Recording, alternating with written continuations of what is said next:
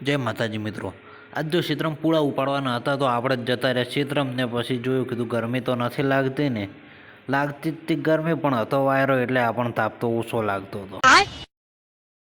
આ મજૂર મારા વિડીયા ઘણા જોવે છે એટલે મારી કોપી મારે છે, તમે જુઓ.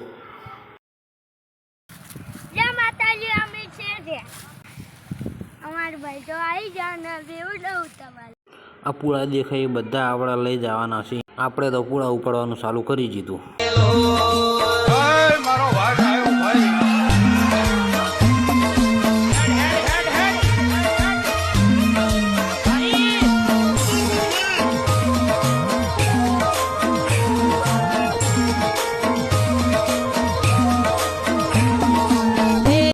આપણે તો બધા પૂળા ઉપાડીને લાયા, તમે જુઓ કેટલા બધા છે.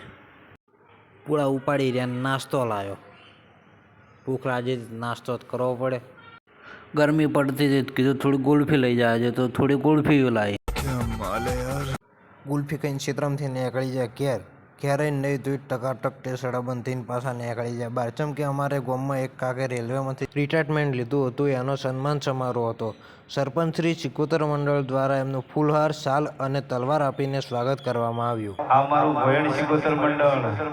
જમણવાર ચાલુ હતો તો અમે બધાએ જમી લીધું અને પછી નીકળી ગયા પાછા ઘરે જવા માટે. જય માતાજી મિત્રો, તો હવે આપણે મળીશું નવા વ્લોગમાં.